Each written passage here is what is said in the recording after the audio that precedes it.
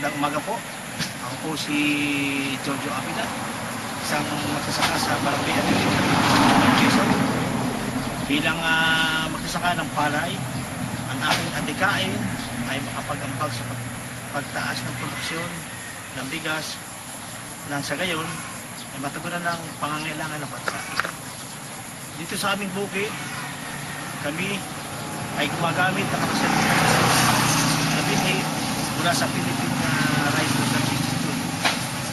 Ang mga binhi ito ay higit na mas matatag laban sa mga sakit at peste. Gayun din, ito ay nagbibigay ng mas mataas na ani.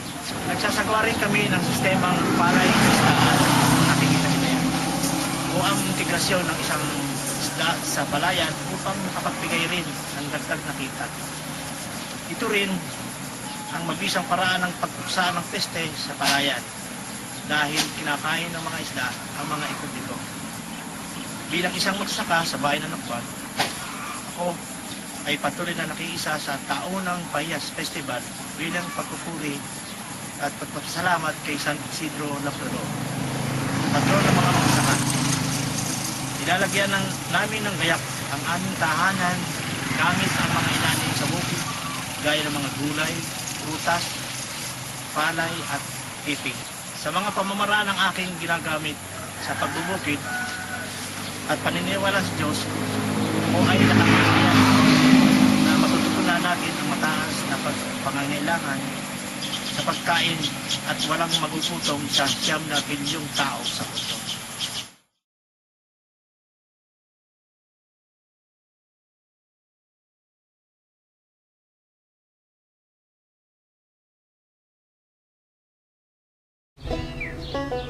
Hi, my name is Diane Gress, and I'm a 4th-generation dairy farmer at Spring Run Farms. I believe that the future of agriculture is a bright one. However, if we want to become truly sustainable, we must change the way we think about food production. As the population rises, cropland lessens, meaning we must produce more crops per acre of land. Many practices can be implemented around the world to increase production and sustainability. GMOs, genetically modified organisms, result in higher crop yields in the same or lesser amounts of area, while maintaining their health and nutrition. In their inner-city and dry areas where places to grow crops are scarce, hydroponic systems can be used. Instead of using soil, hydroponics uses a combination of water, air, and nutrients given directly to the plant. A farmer's top priority is keeping their animals healthy and happy, as animals produce more milk and meat when they are well cared for. In the past 90 years, milk production has increased drastically. The reason for these increases in production is better cow care and more advanced rationing for feed. Cows are given a carefully calculated balance of hay, grain, and concentrate that allows them to produce as much milk as possible. Also, RBST, a synthetic version of the natural hormone BST, increases milk production without bringing harm to the animal. A current issue in the dairy industry is the greenhouse gas produced by cattle, about 14% of the world's total emissions. Researchers are working to reduce these emissions and have tested solutions like garlic, which reduce methane emissions by half, as well as testing plants with tannins like soybeans and peas, which lower methane and increase milk production.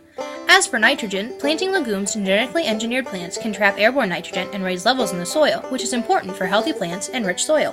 As the population grows to an estimated 9 billion people by 2050, we must create new and innovative ways to increase production and reduce environmental impact while still safeguarding health and care. All of these programs and practices that I've discussed are geared towards feeding the ever-growing population and providing a safe, sustainable product for our local communities and the world.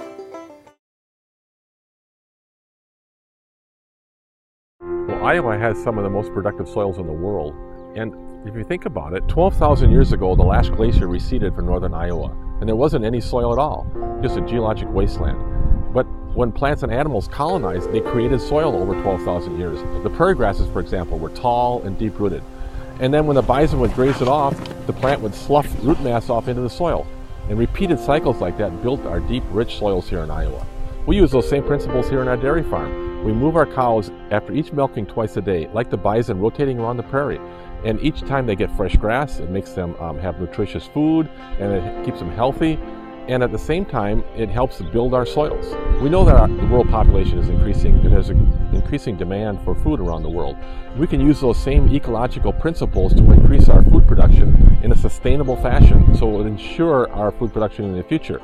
The way we tend to think about increasing food production for around the world is one, either to grow more food here in Iowa, or else to use more intensified industrial practices in third world countries. I think a more promising way to increase food production in countries that are food deficit is to maximize the use of internal resources on the farm. Instead of trying to import pesticides and fertilizers to increase production, we can utilize the resources that are already available in the country. For example, we can grow legumes, grow crops that will increase the fertility of the soil.